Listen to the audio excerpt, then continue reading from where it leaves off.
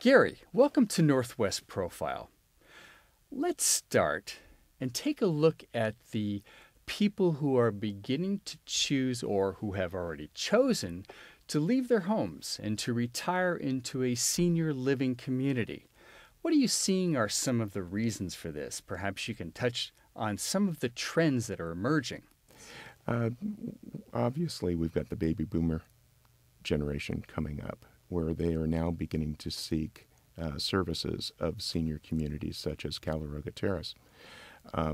With that, you've got the increased difficulty of a nuclear family where the children may not be in the community where their parents reside. So we're all at once having to explore new means of communication.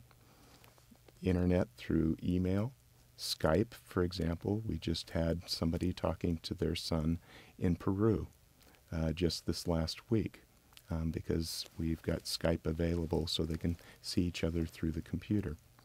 You also have cell phones, long distance, and so it broadens our need to be able to communicate to the families as well. So we're in constant contact with them through various means.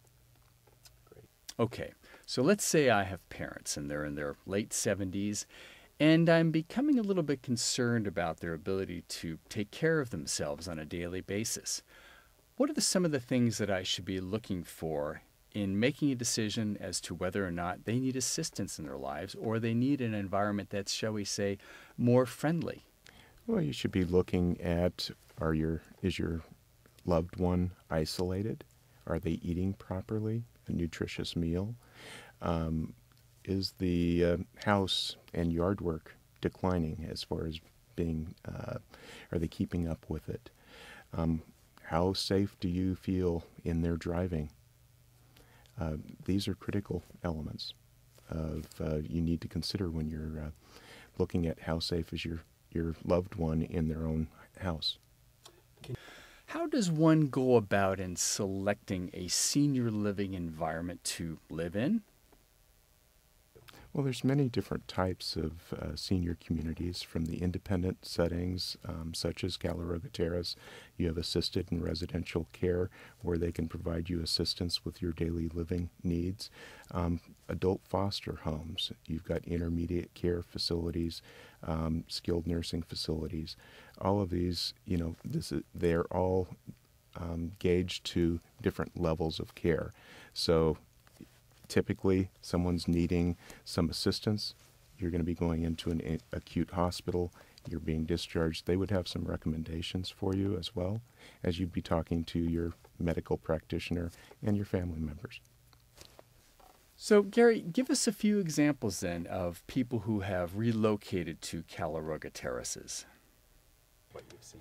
Well, a case example is we've had a family showed up on a Sunday looking for a tour, and it was an interesting situation because mother had fallen, and they had for the last 2 years had been taking mom out for touring various communities, and all at once it was, Mom, it's time to make the decision. It's time for you to be looking for a different community to be going to, or somewhere outside of your home to be living in. And the mother said, nope, I'm not going to any of those that we toured. I'm not going to go there. Family said, thinking, uh-oh, Mom's going to be bristling. She ended up saying, I'm moving to Calaroga Terrace. And they're going, Mom, we didn't tour Calaroga. I know, but I've always planned on going to Calaroga.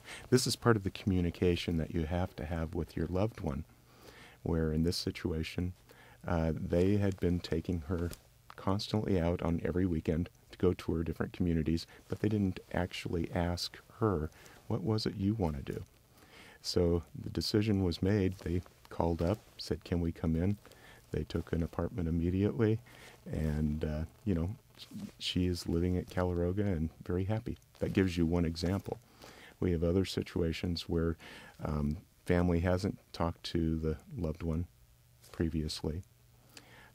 We have somebody who moved in August. She'd been planning to move here since she was in her 60s. She's now 98. So for 30 years, she has planned it. But To help with that, as a family member, in case there isn't any planning, is you need to tour communities that are available or within your area. You need to create a list of what are some of the issues, some of the concerns you may have. And then you need to find a setting where you can sit down with them, with your loved one, and surround yourself with other involved family members and friends, and you have to have a frank conversation and saying, maybe it's time. Maybe it's time to move to a senior community.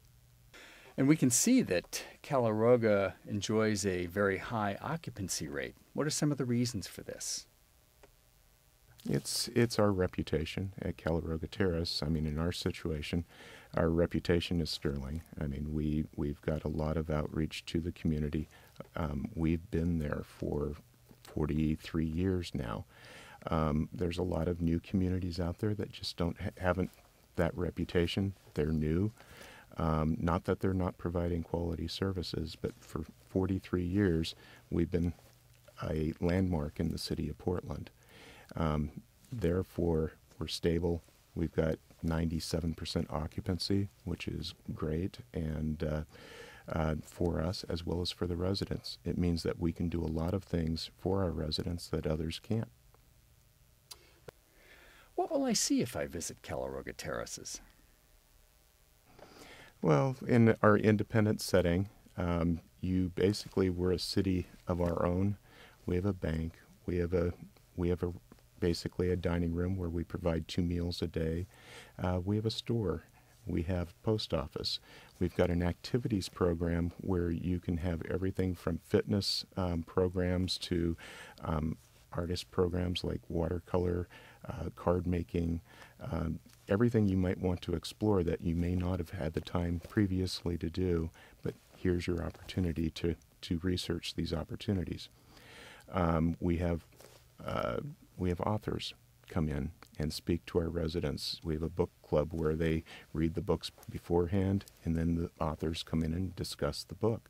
I mean, this is both to stimulate the individual's mind, as well as we are also looking after their fitness, such as our yoga class, our chair fitness, and core exercise classes. Now, your parents relocated to Calaroga Terrace. Can you give us your perspective on that? What's kind of unique with me is that I have the experience at Calaroga Terrace of having been a family member first. My parents lived at Calaroga for 12 years. So for over 12 years, I observed, experienced the frustrations that maybe a family member has with their loved one in a community. I've had to deal with all of the experiences of interceding with my parents and saying to them, I think it's time to be considering additional services, additional level of care. I've experienced all of the issues of trying to communicate with the community, and I have brought that experience into Calaroga Terrace, trying to make sure that we are communicating with the families, that we are involving them in the entire process. So a number of mechanisms have been put in place for us to be able to monitor and then reach out to the families.